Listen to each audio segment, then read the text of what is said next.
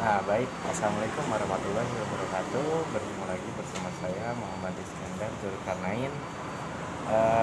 Sebelumnya kita kemarin sudah melaksanakan ujian tengah semester. Nah, kali ini saya kembali lagi untuk menerangkan pemahaman tentang komponen dasar elektronika dioda. Nah, langsung saja mari kita bahas dari pengertian dioda. Nah, teman-teman mungkin sudah pada tahu, namun kita bahas lagi sekilas.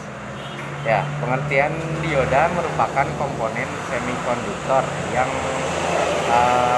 paling sederhana. Nah, kata dioda berasal dari pendekatan kata yaitu elektroda, yang mana berarti mempunyai dua buah elektroda yaitu anoda dan katoda.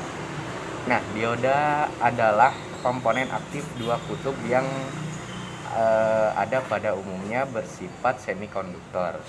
Nah, yang memperbolehkan arus listrik mengalir ke satu arah kondisi panjar maju dan menghambat arus dari arah sebaliknya kondisi panjar mundur. Nah, dioda ini dapat disamakan sebagai fungsi katup di dalam bidang elektronika. Kemudian ada fungsinya. Nah, fungsi dari dioda adalah untuk menyalurkan arus listrik yang mengalir dalam satu arah dan menahan arus tersebut dari arah sebaliknya. Dioda juga dapat berfungsi sebagai penyearah arus, rangkaian catu daya, dan juga untuk stabilisator tegangan. Fungsi dioda sebenarnya tidak menunjukkan hidup mati yang sempurna, atau bisa dibilang juga benar-benar menghantarkan saat panjar maju dan menyumbat pada saat panjar mundur. Tetapi mempunyai karakteristik listrik tegangan arus tak linear kompleks yang bergantung pada teknologi yang kita gunakan dan kondisi penggunaannya. Nah, kemudian ada fungsi dioda dan contohnya. Yang pertama, penyearah, contohnya dioda bright. Kemudian yang kedua ada penstabil tegangan atau voltage regulator, yaitu pada dioda Zener. Kemudian yang ketiga ada pengaman atau sikring. Yang keempat sebagai rangkaian chipper, yaitu untuk memangkas atau membuang level sinyal yang ada di atas atau di bawah level tegangan tertentu. Nah, yang kelima juga ada rangkaian damper, yaitu untuk menambahkan komponen DC kepada satuan sinyal AC. Yang keenam ada pengganda tegangan. Yang ketujuh ada sebagai indikator. Nah, contohnya yaitu LED atau light emitting dioda. Kemudian yang kedelapan ada sebagai sensor panas. Contoh aplikasinya pada rangkaian power amplifier. Yang kesembilan ada sensor cahaya, yaitu dioda foto. Yang ke-10 sebagai rangkaian VCO atau voltage controlled oscillator. Nah, yaitu dioda varaktor. Nah, selanjutnya ada spesifikasi dioda.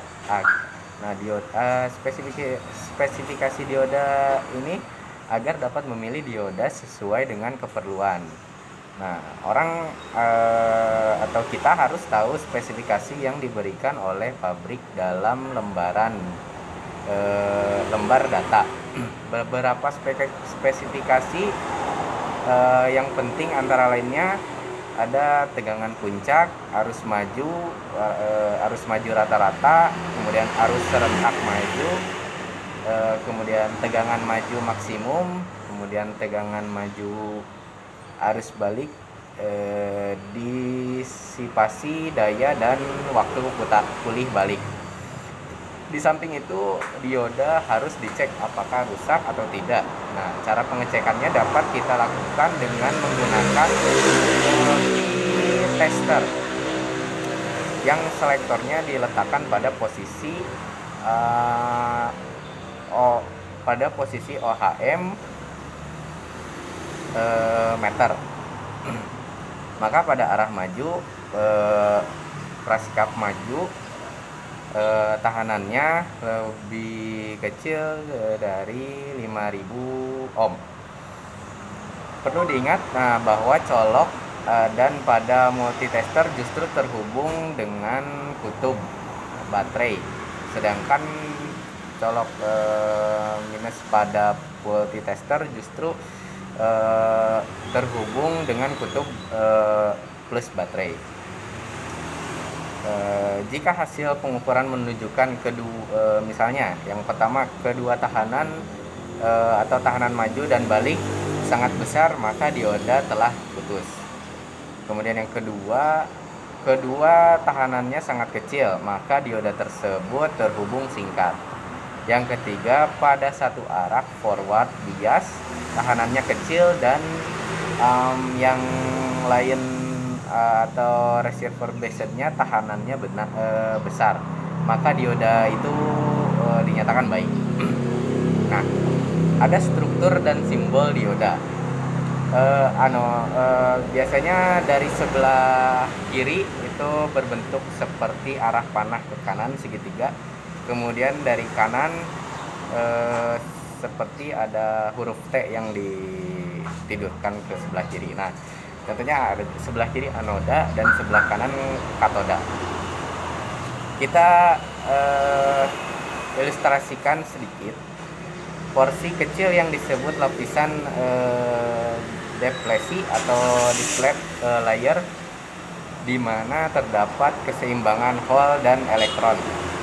Seperti yang sudah kita ketahui, pada sisi P misalnya banyak terbentuk hole-hole yang siap menerima elektron, sedangkan pada sisi N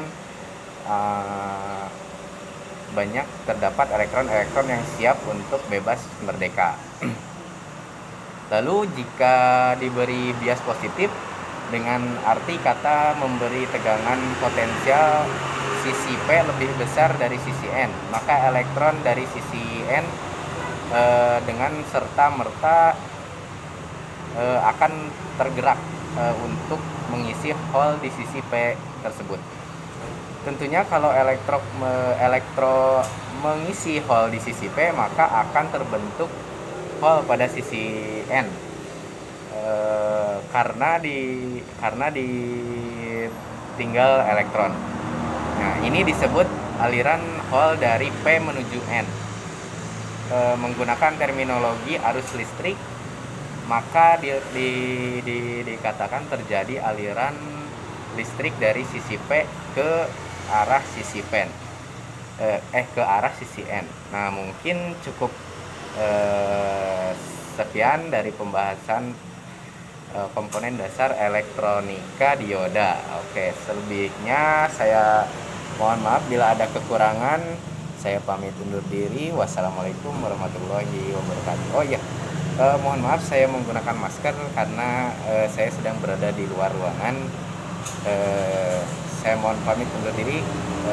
Mohon maaf. Assalamualaikum warahmatullahi wabarakatuh.